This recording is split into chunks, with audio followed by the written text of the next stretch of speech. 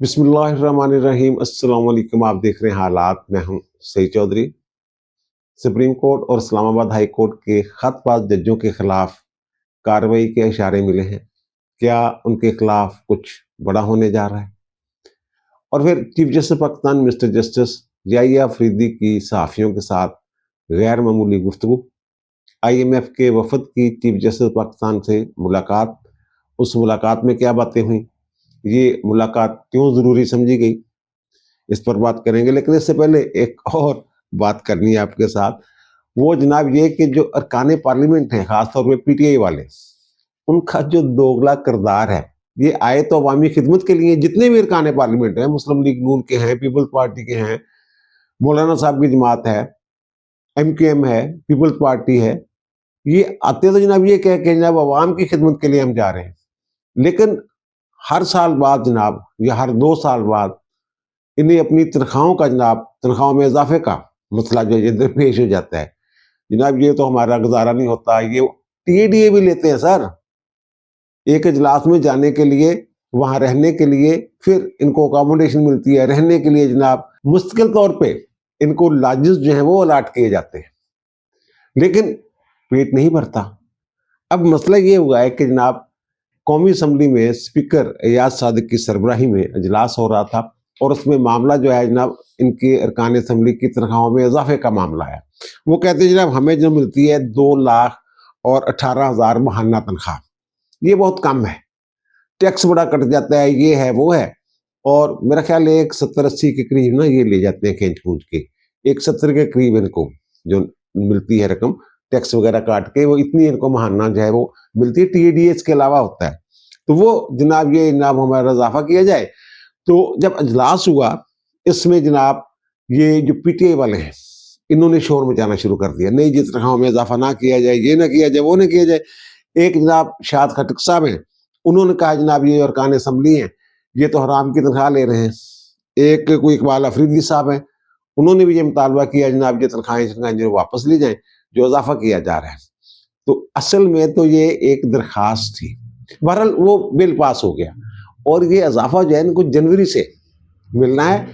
और bill pass होने के बाद पता ये चला है जो तनख्वाहें हैं ना, इनके अकाउंट्स में ट्रांसफर भी हो गई हैं, मिल भी गई हैं। और वो पहले थी 2,18,000 और अब हो गई है जनाब 5,19,000 महाना तनख्वाह ये लेंगे। तो इनका जो मुतालबा था वो था जनाब 10 लाख का। और हमने ये बड़े बयान सुने हैं जनाब वो फलां तनख्वाह नहीं लेता, फलां तनख्वाह नहीं लेता। लेकिन रिकॉर्ड का जायजा लिया जाए तो पता ये चला कि सिर्फ जनाब आसफा भुट्टो जरदारी साहबा जो हैं, बिलावल भुट्टो साहब की जो हमशीरा हैं, सिर्फ वो एक रुकने असम्बली हैं जो तनख्वाह नहीं लेते, बाकी सारे लेते हैं। वजीर आजम भी लेते हैं सर। अच्छा, वैसे कुछ लोगों के साथ मेरी बात हुई है, तो वो कहते हैं जनाब ये कुछ लोग हैं जो तनख्वाह लेते हैं, लेकिन उन्होंने वो तनख्वाह जो है मुख्तस की हुई है कोई रफाही कामों के लिए, कि इधर तनख्वाह आती है उधर वो चले जाती है, लेकिन उनके अकाउंट में तो आती है ना।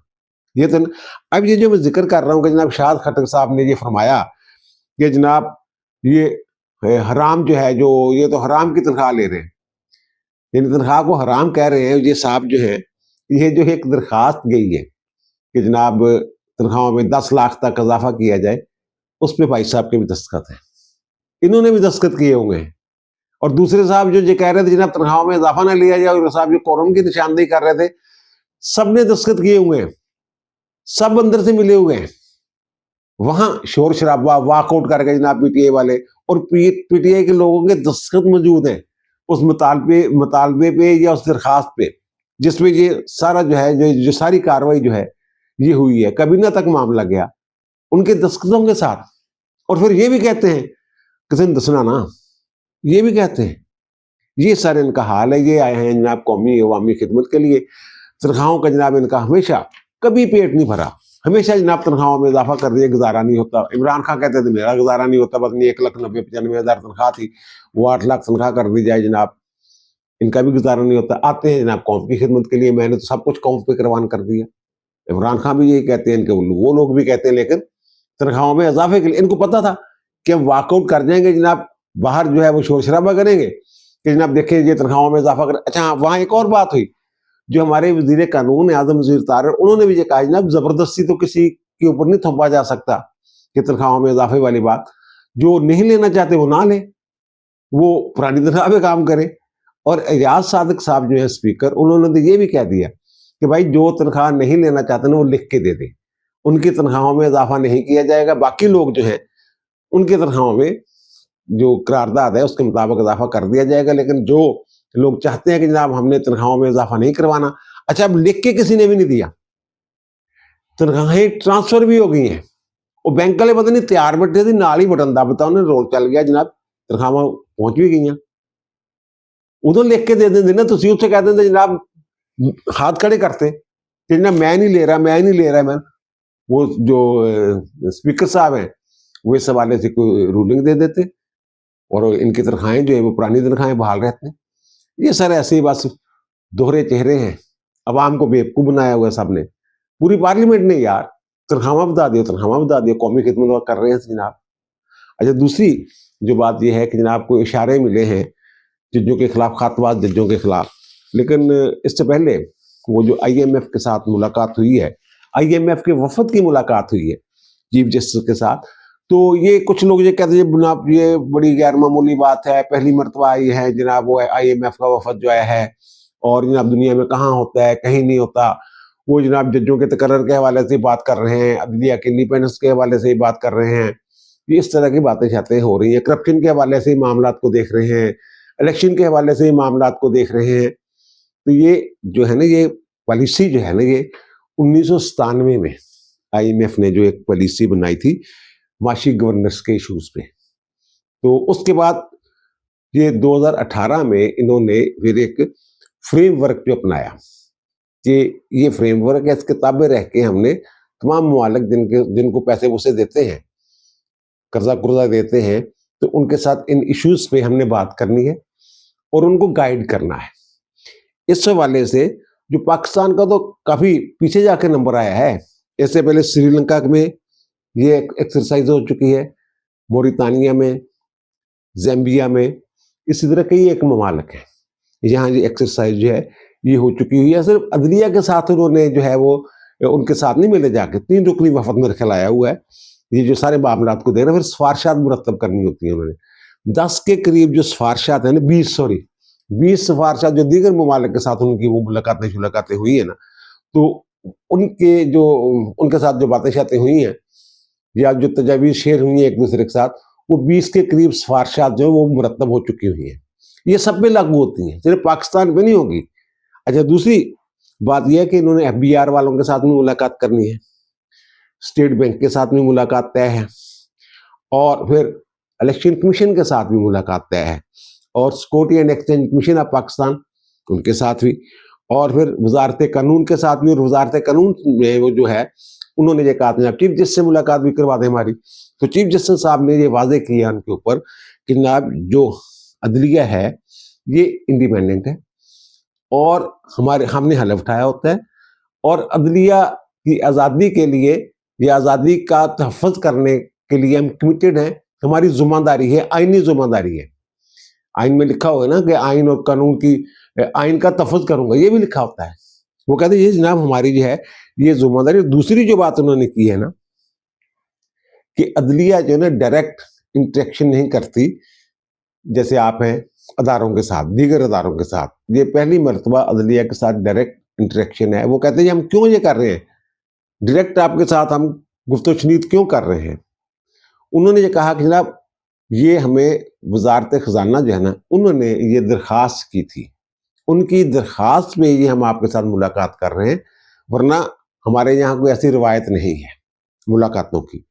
तो वहाँ जुडिशल कमीशन के सेक्रेटरी भी थे, और जो इनकी एक कमेटी बनी हुई है पॉलिसी साथ, नेशनल पॉलिसी साथ, जुडिशल पॉलिसी साथ कमेटी जो है, तो उसके सेक्रेटरी भी थे, और फिर सुप्रीम जुडिशल काउंसिल के सेक्रेटरी भी थे। उन्होंने ये बताया जनाब, एक तो हलब वाली बात बताई, तो उन्होंने हाई कोर्ट्स जो हैं वो लोअर जुडिशरी जो है उसको निगरानी वो हाई कोर्ट्स के पास होती है हमारे, तो एडा आसान नहीं होता। फिर जजों के तकर्रर के हवाले से शफाफियत जो है उसको मद्देनजर रखा जाता है, जुडिशल कमीशन का जो किरदार है, उसकी जो आइनी और कानूनी पोजीशन है वो उनके सामने रखी गई।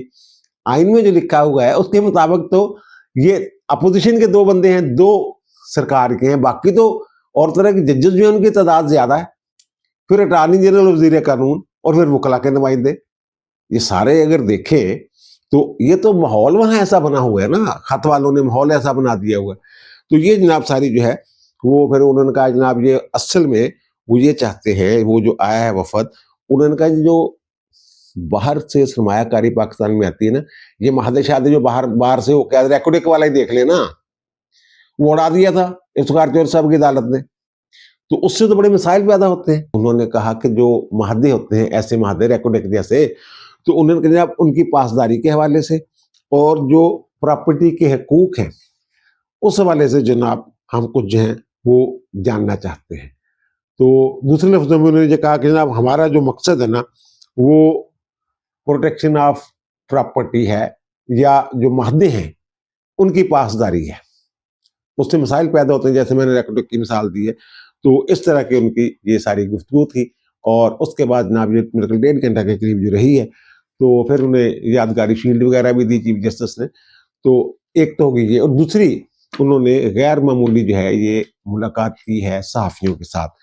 एक तो शायद इस पे बड़ा हो रहा था, रोला पड़ा हुआ था, लय दे हो रही थी जनाब IMF वाले जनाब शायद अदलिया को के साथ क्या बात करने आ गए हैं, क्या है नहीं है, और वो वाले जो हैं, वो वाले जो PTA वाले हैं वो ये शोर मचा रहे हैं कि देखो जनाब आगे ना वो फल लिया ना गर्दन, तो देखो उनकी उमदा। उन्होंने मुतमिन करके भेजे, किताबा जो लिखा है ना वो काफी इत्मीनान बख्शेगा। उन्होंने सारी चीजें दिखाती हैं, सारा कुछ रख देते सामने, ये हो रहा ते जेडे थोड़े कोई होर दीगर मामलात ने जो तुम तजवीज़ां दे के जा रहे हो, उसे वेलकम करेंगे उन्होंने। साडी जिहड़ी कौमी अदालती कमेटी आ, पॉलिसी साथ कमेटी, ਉਹਦਾ इजलास हो रहा, वो पाइपलाइन च फरवरी के आखिर तक वो इजलास जिहड़ा वो हो जाएगा, तो जो तुसीं कह रहे हो तजवीज़ां भी उन्होंने अगे रख देने, और जो असीं कर रहे हो वही तुहानूं दस दिंदे। अच्छा, फिर उसके बाद जनाब उनकी जो सहाफ़ियों के साथ मुलाकात, एक तो उन्होंने ये जो रौला पड़ा हुआ था ये हकीकत बयान की सहाफ़ियों के सामने कि जनाब ये मामला है, इसलिए आए थे, ये मुलाकात हुई। ओके जनाब, प्रेस रिलीज भी जारी हुई है, इस मुलाकात की प्रेस रिलीज भी सुप्रीम कोर्ट की तरफ से जारी की गई है। और दूसरा, उन्होंने जब साफ़ी गए थे, एक तो उन्होंने आप साफ़ी जो है ज़ाहिर है वो कौन साफ़ी होंगे जिन्होंने अब कोर्ट पैकिंग का कहा होगा। जनाब देखें जजों के साथ ये तो कोर्ट पैकिंग हो रही है, यानी मर्जी के जज जो है कोर्ट पैकिंग पे मैं बता चुका हूँ कि वो अमेरिका में एक दफ़ा जो 1930 और 40 की दहाई के दरमियान वो सुप्रीम कोर्ट के साथ तो फटा हो गया था हुकूमत का, और वो जनाब जो भी हुकूमत जो है कानून शुरू बनाती थी उसको आइन से मुतसादम करार दे के कलदम करते थे। फिर उनका जनाब ठीक है, फिर उन्होंने एक ना अदलिया में इस्लाहात के नाम से एक बिल जो है वो जनाब सदर साहब ने तैयार किया। उनका जनाब जी चलो जजों को निकाल तो नहीं हम सकते, लेकिन अपनी मर्जी के जज भर देंगे। फिर तो ये फैसले नहीं कर सके अपनी मर्जी के। ये जनाब कोर्ट पैकिंग प्रोग्राम है, जो मंसूर अली शाह साहब है उन्होंने भी, जो मुनीब अख्तर साहब ने खत लिखा उसमें ये तासर मिलता है जनाब ये कोर्ट पैकिंग प्रोग्राम है वगैरह वगैरह। तो वो ये कोर्ट पैकिंग चीफ साहब ने कहा देख लो, आप ही देख लीजिए कोर्ट पैकिंग प्रोग्राम है ये क्या हुआ है, जो साफ़ी ने सवाल किया। तो ये मेरा ख्याल है कि अनपैकिंग है ये उसकी, ये जो एक तवाज़ुन बिगड़ गया हुआ था 2031 तक की प्लानिंग करके बड़ी, जब उसके बाद फलां चीफ जस्टिस, उसके बाद जनाब मंसूर अली शाह साहब के बाद मुनीब अख्तर जय अफरीदी के बाद आयशा मलिक साहब के बाद जनाब शाद भी, सारी प्लानिंग 2031 तक की ये करके बैठे हुए थे। और जनाब कराची से चौथे नंबर से ले लो, लाहौर से चौथे नंबर से ले लो, फलां नंबर से फलां को उठा लो, फलां नंबर से फलां को उठा लो, ये सारा प्लान किया हुआ था। वो प्लान जो है वो गड़बड़ हुआ है इनका, जिसकी वजह से कभी वो खत लिखते हैं, कभी कुछ करते हैं। अब 26 महीने तरमीम से पता नहीं क्या हो गया, मुसीबत आ गई हुई है। तो ये अब इस पे एक चीफ जस्टिस ने ये भी कहा कि जो इमरान खान का खत है, उनका जो खत बड़े होंगे ने, मौजूदा वज़ीर आज़म का खत भी आया, वो इस्लाहात के हवाले से जो हुकूमत को प्राप्त हुए, खासतौर टैक्स के जो मामला है ना, जो मुकदमात हैं उस हवाले से। तो उन्होंने कहा, मैंने कहा कि जना मैंने खत का जवाब जो कोई नहीं देना, जो आपके मामला था अपना वफद लेके आ जाए। और वो कहते हैं जना मैंने अपोजिशन वालों के साथ भी बड़ी मुश्किल के साथ रब्ता किया है, जना वो भी लें अपनी तजवीज़ें, पाकिस्तान सबके लिए, अदालत जो है, जो ये अदारा है अदलिया सबके लिए। तो ये जनाब मैंने कह दिया, और खत का जवाब नहीं हुआ, तो मैंने कह अटारनी जनरल को कह दिया मैंने नहीं देना, और मिल लें आके मुझे अगले हफ्ते आ जाएं, जब उनके पास टाइम हो मुझे बता दें तो मुलाकात कर लेंगे। और फिर जो इमरान खान का वो खत गया था जनाब अमीनुद्दीन खान साहब को, यानी बेंच के सरबराह, इनको भी उन्होंने अपने मसाइल बयान किए, फलां केस पड़ा हुआ है, ये है जनाब पकड़ दकर फलां इमरानों के 9 मई, और फिर वो पता नहीं इलेक्शन वाला मामला, सारे जो है एक इकट्ठा सा खत करके लिख दिया था उन्होंने। तो वो कहते हैं वो जो खत आया था वो जनाब मैंने भेज दिया है आईनी बेंच की जो कमेटी है केस फिक्स करने वाली, यानी कि अमीनुद्दीन खान साहब, जमाल खान बंदोखेल साहब और मोहम्मद अली मदर साहब पर जो मुश्किल है उसको भेज दी है। वो कहते हैं कि वो मामला मेरे देखने का है ही नहीं, ना रेगुलर बेंच देख सकते हैं, वो आईनी बेंच से मुतल्लिका मामला है। जो सुओ मोटो लेना है उस खत पे, वो आइन के आर्टिकल 184 सब आर्टिकल 3 के तहत ओरिजिनल जुडिक्शन में जो कार्रवाई करनी है वो करनी है आईनी बेंच ने। अब मैंने भेज दिया है, वो देखे। वैसे तो ये जो खतोखती हो जाते हैं इमरान खान साहब, अब कह रहे हैं जनाब वो मैं इसलिए खत लिखता हूँ, ओपन लेटर इसलिए लिखता हूँ, कोई मेरी बात नहीं सुनते, यानी ये खबरों में रहना चाहते हैं। भाई मेरे आपने खत लिखा है, आप पहले भी तो दरखास्तें डालते रहे हैं ना, तो ओरिजिनल जुडिक्शन में आप दरखास्त डालें सुप्रीम कोर्ट में, फैसला हो जाएगा। जो आपने खत में लिखा है वही चीजें दरखास्त में लिख के, अगर आप सच्चे हैं तो दरखास्त फाइल करें, दरखास्त दायर करें, आईनी दरखास्त, फिर वो फैसला कर देंगे। बहरहाल वो उन्होंने ये कह दिया है। और फिर दूसरा जजों के खतों के बारे में कहा कि जनाब ये इन्हों दी पुरानी आदत को आदत बिगड़ी है, लेकिन थोड़ा जहा वक्त लगेगा, ठीक हो जाएगा। तो सनियाटी वाली गल जी इस्लामाबाद हाई कोर्ट के जज चल रही है, उनका जनाब मेरा एक नुकता नजर है खास, तो अगर एक केस आया ना साढ़े कोल, ज़ाहिर है वो जी उन्होंने रिप्रजेंटेशन आ 5 जजों की इस्लामाबाद हाई कोर्ट की, वो तो मुस्तरद हो गई है ना, हुण सनियाटी उही है। तो उन्होंने फिर भी कहा जनाब मियाँ गुल हसन औरंगजेब साहब को असं लैता आए हैं सुप्रीम कोर्ट, लेकिन वो जो चीफ जस्टिस के तौर से, वैसे किसी ने कहा जनाब उनको क्यों आपने वो दौर से बाहर कर दिया, उनका थोनू कहने क्या दौर से बाहर करता, फैसला हो गया चीफ जस्टिस वाले, वो एक्टिंग जज नूं जिहड़ा कंसीडर किया जा सकता, वो तो स्ट्रेंथ ते हाई इस्लामाबाद हाई कोर्ट की स्ट्रेंथ ने, उत्थे ते आरजी तौर पर गए ने टिल फर्दर आर्डर। वो कहते मेरी तो ख्वाहिश हैगी सी, और दूसरी वो कहते जो खत लिखने वाले जज आ ਜਿਹੜੇ ਬਾਈਕਾਟ करके टुर गए, इन्हों की वजह ने एक बड़ा लायक फायक जज ਜਿਹੜਾ ਸੀ ਉਹ ਸੁਪਰੀਮ ਕੋਰਟ ਉਹਨਾਂ ਦਾ ਰਹਿ ਗਿਆ।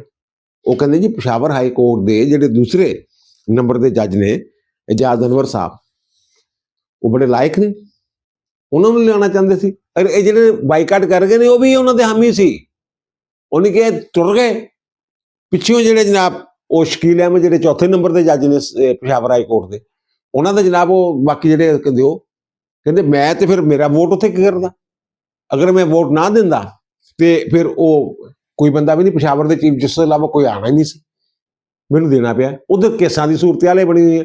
उनका जो जज है ना, जो खत लिखने वाले जज हैं, वो वक्त के साथ मामला ठीक हो जाएंगे, ये पैनिक हो जाते हैं और शायद एतबार नहीं मुझ पे इनको, या सिस्टम पे एतबार नहीं रहा, या क्या मसला है, क्या हो गया उन्हें। और वो कहते हैं कि ये जजों की तादाद, वो गुल हसन औरंगजेब साहब को वो कहते हैं इसलिए लेके आए हैं कि जनाब वो जो है कारपोरेट के जो मामला है ना, केसेस, वो सुनते हैं, माहिर हैं वो। तो जो हमारे पास कारपोरेट केसेस सुनने वाले जज हैं वो तो काम ही नहीं कर रहे, वो तो खत लिखी जा रहे हैं। अब कारपोरेट के जो केसेस हैं वो कौन सुनता है? मुनीब अख्तर साहब और अपने जो हैं मंसूर अली शाह साहब, वो कहते वो तो काम ही नहीं करते हजूर। जो मैं कह रहा हूँ कि इशारे मिले हैं, तनख्वाह लै रहे हो तुम, बल्कि मैं अपने विलाग किया जनाब कबर तक थोनू पैसे दी है सरकार जी साढ़े टैक्सां चो इकट्ठे करके, और तुम खदान खास तो जो अल्लाह को टुर जाते हो, पिछे थोड़ी बेवा वो भी मरने तक जी है जनाब कफालत और पैसे और थोड़ी पेंशन सारी उधर भी जा रही होंगी है। होर तुसीं की चाहुंदे हो? 12, 14, 18 लाख तनख्वाहां दे पैकेज है थोड़े। अच्छा, बहरहाल उनके ना ये जो है ये काम शाम करते नहीं है, और खत लिखने की गल नहीं की, लेकिन मतलब वो तो ऐसी खत शात लिखी जा रहे हैं। और फिर एक और बात जो उन्होंने की है, वो उन्होंने ये की है बात कि जनाब ये जो खत लिखा था ना इस्लामाबाद हाई कोर्ट के 6 जजों ने, वो कहते खत कहाँ किसको लिखा, वो कहते हैं जनाब वो खत जो है एजेंडा नंबर 1 है। खत किसको लिखा था उन्होंने? सुप्रीम जुडिशल काउंसिल को, सुप्रीम जुडिशल के चेयरमैन थे काजी फायद ईसा को। उनको लिखा था, यानी वो सुप्रीम जुडिशियल काउंसिल के एजेंडा में पहले नंबर पे है। और मैं ये समझता हूं ये जो खत है ये कोड ऑफ कंडक्ट की खिलाफ वर्जी है।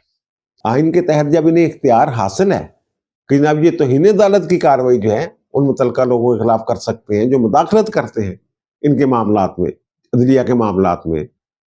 जो शौकत जी सिद्दीकी साहब ने कहा अपनी मर्जी के वो बेंच भी बनाते हैं और फिर ये कहते हैं अब घरों में कैमरे लगे हुए थे, खुफिया कैमरे, रिकॉर्डिंग जो भी चीजें इन्होंने की थी, और एक जज का जनाब भाई को अगवा कर लिया वगैरह, तो कार्रवाई करते ना। खत लिखने गया तुक था और सुप्रीम जुडिशियल काउंसिल गया और जनाब इसका जनाब ऑल पाकिस्तान जजेस कन्वेंशन बुलाया जाए, वो नहीं बुलाया था उन्होंने। अच्छा, अब बजाय इसके कि ये कार्रवाई करते इन्होंने खत लिख दिया, रोला चौला डाल दिया, खत लीक हो गया और चीफ साहब कहते हैं जनाब खत जो है वो हमें बाद में मिलता है, मीडिया में पहले आ जाता है। जो मंसूर अली शाह और मुनीब अख्तर ने खत लिखा था तो मुझे दफ्तर ने कहा जनाब खत आया, तो मैंने कहा चलो कल देखेंगे उसको। मैं घर गया, रात को खाने के बाद टीवी लगाया तो जो खत चल रहा था। ये सिर्फ मखसूस मकासद के लिए ये खत वगैरह रोला शोला पे आ रहा है, यही है ना आईनी और कानूनी पोजीशन जो है इन खतों की। तो वो तो मैं एक एक नुक्ता आपके सामने रख चुका हूं आइन और कानून के तनाजर में। तो बहरहाल ये जो है ना एजेंडा नंबर 1 पे खत है, ये जब खत लिखा है ये पुराने वाकयात पे है।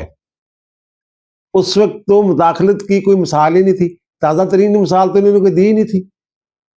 पुराने हवाले देके इन्होंने वो जो खत लिखा था, चीफ जस्टिस ने कहा जो खत लिखने वाले जज हैं मुनीब अख्तर साहब और मंसूर अली शाह साहब, तो उन्हें मैंने कहा था जनाब आप बैठे, आप अगर वोट करेंगे तो जो आप राय देंगे उसको भी वोट मिलेंगे।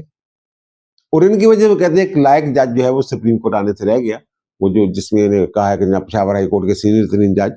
और फिर वो कहते हैं जनाब मैंने ने कहा कि जनाब सिस्टम को चलने दें। ये कल भी मैंने कहा था कि चीफ जस्टिस ने ये कहा कि जनाब क्या हम ये सिस्टम फ्रीज कर दें, मुजमित कर दें आपके खत की वजह से। अब ये जो खत है ना, ये अगर कोई ताकत के जोर पे जबरदस्ती आइन को मुअत्तल करने की कोशिश करता है तो क्या कार्रवाई होती है इसके खिलाफ? कार्रवाई होती है आर्टिकल 6 की।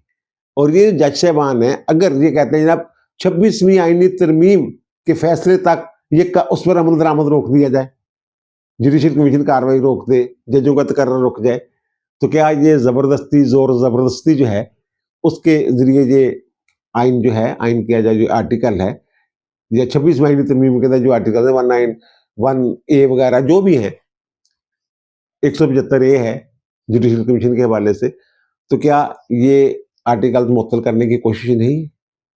और इसीलिए जो मैं अशारे की बात कर रहा हूँ, ये राना सनाउल्लाह साहब ने ये बात की है कि जनाब 2 जज जो है ना खत लिखने वाले सुप्रीम कोर्ट के, उनका जो अमूमी रवैया है वो उनके खिलाफ सुप्रीम जुडिशियल काउंसिल में रेफरेंस बन सकता है। अब उनसे पूछा गया कि जनाब रेफरेंस बन रहा है, वो कहता मुझे ये नहीं पता कि तैयार हो रहा है नहीं हो रहा, लेकिन जो वो खतों खुती हुए पड़े हैं ना, ये उनके खिलाफ रेफरेंस बन सकता है। अगर राना सनाउल्लाह ये बात कर रहे हैं तो जो हुकूमत में बैठे हुए दीगर लोग हैं, क्या उनके जहन में ये बात नहीं आ रही हो? अगर राना सनाउल्लाह कह रहे हैं कि रेफरेंस बन सकता है और वाकईतन बन सकता है, तो क्या वो नहीं सोच रहे होंगे अगर इन्ना उन्होंने जिच कर दिता जाए, तंग किया जाए, हुकूमत चलने ना दी जाए, सिस्टम जड़ा मफलूज करने की कोशिश की जाए, तो रेफरेंस नहीं बनेगा, वो नहीं बन रहा होगा। ये अलग बात है कि रेफरेंस फाइल होता है या नहीं होता, तैयारियां, कागजात, दस्तावेजात, खता दियां नकूल, खबरां, सारा कुछ तो इकट्ठा किया जा रहा है ना।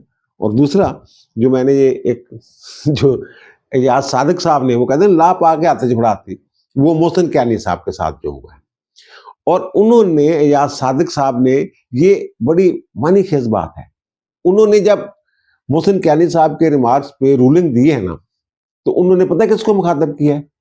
उन्होंने कहा वजीर कानून साहब, वहां से उन्होंने बात शुरू की है, यानी आजम वजीर तारड़ को मुखातब करके। और उनको मुखातब करने का मतलब यह है कि भाईजान तू सुते न रहो, जी राना सनाउल्लाह गल करदा, उठ के बैठो, होश फड़ो तुसी भी। और वो हुआ क्या था कि ये जो फेडरल सर्विस कमीशन के इम्तिहानात नहीं होते, उसकी मुकाबले का इम्तिहान, तो उसके जनाब 2024 के रिजल्ट आए नहीं, और 2025 वाले जो है वो शुरू हो गए इम्तिहान, वो केस लगा हुआ था उनके पास, मोहसिन अख्तर कैनी साहब के पास। तो मोहसिन अख्तर कैनी साहब ने ये कहा ना, पाकिस्तान में ना रहना मुस्तकिल लड़ाई है, यानी ऐसी लड़ाई लड़ रहे हैं। और उन्होंने जब अदलिया, पार्लियामेंट, एग्जेक्टिव सब क्लैप्स कर चुके हैं, जमीन बॉस हो गए ने सारे, खत्म हो गए ने इदारे, अदलिया भी, अदलिया ते खतो खती होने की वजह ना डिस्टर्ब हैगी। और मुकन्ना के बारे में उन्होंने पार्लियामेंट भी, पार्लियामेंट कानून क्यों बना दिया जनाब, काम क्यों कर दिया, 26 आईनी तरमीम को लेके ये वगैरह वगैरह। उनका जब वो अदलिया एक सतून है, सतून ते हवा च ही हैगा, तो सारे सतून हवा च ही ने। पर उन्होंने ये बात की, तो इस पे जनाब ये जो एजाज सादिक साहब, उनके जनाब मैंने देखा है, ये खबरें चल रही थी, अल्लाह करे खबर ठीक ना हो, लेकिन ये नाकाबिले बर्दाश्त है ऐसे रिमार्क्स जो है। वो कहते हैं कि जनाब, हाँ ये भी कहा उन्होंने, नौजवानों भी उकसाया कि नौजवानों ये तुसी संभालना उन मामलिਆਂ ਨੂੰ, ਅਸੀਂ ਤਾਂ 45 साल तो ज्यादा उम्र वाले ਜਿਹੜੇ ਆ ਉਹ ਸਾਡੇ बस ਦਾ ਰੋਗ ਨਹੀਂ ਰਹੇ, ਹੁਣ ਤੁਸੀਂ ਸੰਭਾਲਣਾ। ਜਿਹੜੇ ਇਮਰਾਨ ਖਾਨ ਨਹੀਂ ਕਹਿੰਦਾ ਹੁੰਦਾ ਸੀ ਯੂਥ ਨੂੰ, नौजवानों ਨੂੰ, वही वो कह रहे हैं। अच्छा, वहां फिर जो एजाज सादिक साहब हैं, उनको जनाब मोअज़्ज़ज़ जज साहब को जनाब ये आगाह कर दिया जाए, बता दिया जाए कि ये अदलिया जो है ये हमारा इस्तेहकाक है, आप ये बात नहीं कर सकते जो आपने बात की है, और किसी को हक नहीं है कि ये काबिल कबूल नहीं है जो आपने किया है। यदि और आगे जाके जो उन्होंने बात की है ना, उन्होंने मिला दिया जो मोहसिन कैनी साहब हैं, जज साहब, उनको इमरान खान के साथ। ये कैसे मिलाया उन्होंने?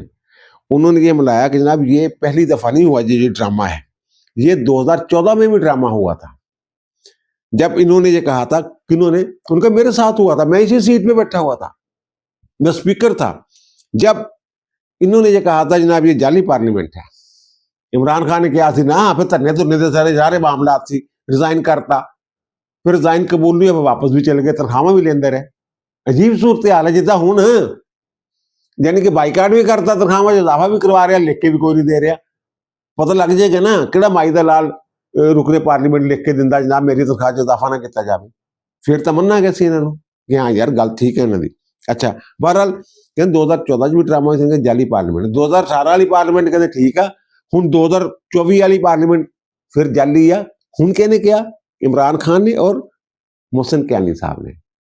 और मोहसिन कैनी साहब, ये मैंने अर्ज किया था कि जनाब जो ये खत्तो खत्ती हुए पड़े हैं ना, तो उसके बाद जिनको इस्तिस्ना है ना आर्टिकल 64 का, वो खत्म हो गया है। आर्टिकल 64 ये कहता है कि जज का कंडक्ट है ना, वो पार्लियामेंट में ज़ेरे बहस नहीं लाया जा सकता। कौन सा रवैया और कौन सा कंडक्ट और कौन सा किरदार, जो उसने फराइज मुनसबी की अदायगी के दौरान जो उसका रवैया है, कंडक्ट है, वो ये जो है, ये तो फराइज मुनसबी के दौरान थोड़ा बातें कर रहे हैं ये जो खतो खती हुए पड़े हैं। और फिर वजीर कानून को मुखातब करके वो कह रहे हैं कि भाई जी ये सुनो, देखो जरा जज साहब ने की किया। तो फिर वो 2 जजों के खिलाफ ऊपर वाले रेफरेंस की बात भी हो रही है, इनके खिलाफ भी रूलिंग आ गई हुई है, इनकी ऑब्जर्वेशन के खिलाफ आर्टिकल 64 के बावजूद। तो फिर मैंने ये अर्ज किया था कि जब 64 का इस्तिस्ना खत्म हो, आगे देखिए आगे जो हालात हैं वो ज्यादा गंभीर होते जाएंगे इन लोगों के लिए जो ये गड़बड़े कर रहे हैं। तो ये मुझे लग रहा है कि इस रूलिंग से इस बात का, इस काम का आगाज हो गया। अब दीजिए मुझे इजाजत, इंशाअल्लाह दोबारा मुलाकात होगी नए व्लॉग के साथ। अल्लाह ताला आप पर, मुझ पर, हम सब पर मेहरबान रहे। अल्लाह हाफिज।